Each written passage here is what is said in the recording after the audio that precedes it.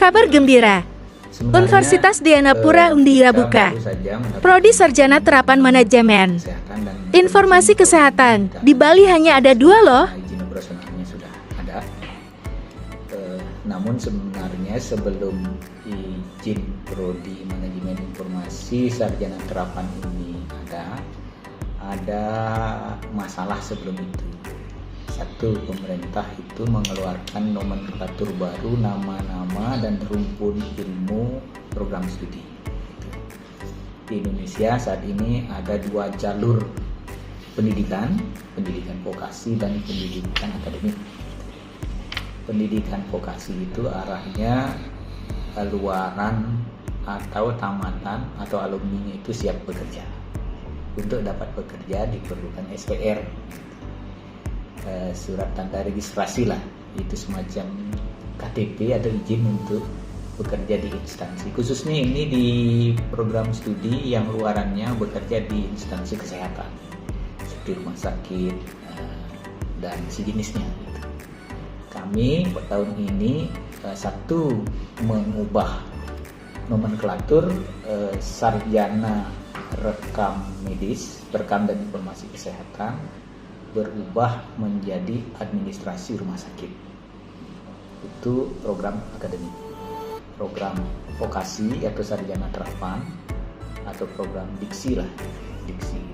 Dan itu kita dapat program studi baru karena pengajuan itu D4 atau sarjana terapan manajemen informasi kesehatan, yang nanti tamatannya juga berhak untuk mengikuti kompetensi atau dapat SPR manajemen informasi kesehatan, yang lulusan itu diperlukan di seluruh Indonesia untuk rumah sakit, karena STR untuk manajemen informasi kesehatan itu adalah syarat wajib untuk digitalisasi rekam medis rumah sakit di seluruh Indonesia.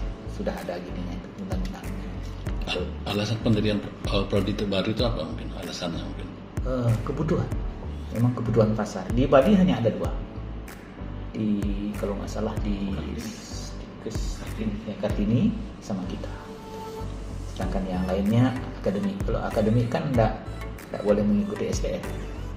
Yang program vokasi saja di 3 dan di 4 itu dapat SPR. Untuk prospek kerjanya sendiri?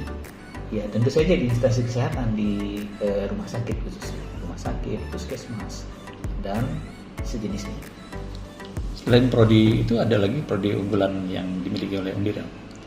Prodi unggulan ya masih yang basis teknologi ya.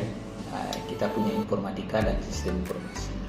Itu masih unggulan itu sekian tahun ke depan, mungkin masih sekian puluhan tahun ke depan itu masih adaptif untuk kebutuhan kita dalam rangka mendidik atau mencerdaskan generasi ini, karena itu memang kebutuhan zaman dan antisipasi dinamika teknologi dan pengetahuan. Hingga saat ini ada berapa fakultas dan jumlah mahasiswanya?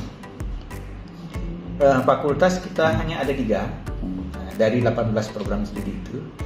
Yang pertama kita punya fakultas bisnis, pariwisata, pendidikan dan humaniora, itu fakultas yang pertama.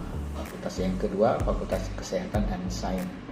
Fakultas yang ketiga fakultas teknologi dan informatika. Itu dari 18 itu. Dari kelompok bisnis itu yang paling populer ya. Dilihat dari jumlah mahasiswa itu program studi manajemen.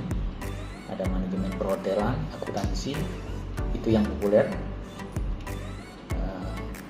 Kemudian yang di kelompok kesehatan ada tadi MIK itu manajemen informasi kesehatan, rekam medis, ada fisioterapi.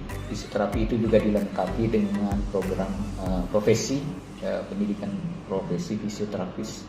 Itu lumayan, itu angkatan pertama kemarin itu sudah langsung booming karena dia kelanjutan dari S1. Dan untungnya kami itu punya program profesi itu tamatan S1 fisioterapi dari perguruan tinggi lain juga boleh masuk karena terpisah ya S1. Itu alumni terserapnya di mana saja alumni?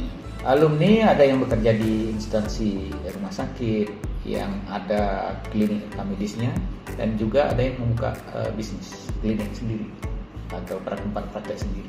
Karena nanti dia tamat profesi langsung boleh apply STR, izin praktek itu. Ya. Yang dari teknologi informatika sekarang booming naik. Nah, inovasi ada pergantian alat, kurikulum, apalagi dipercepat dengan ini apa namanya nih, disrupsi AI. Kita itu jadi diuntungkan oleh kebetulan kita punya program studi itu, dan kita juga turut untuk berkontribusi di dalam pendidikan, pengembangan dan adaptasi AI di Indonesia.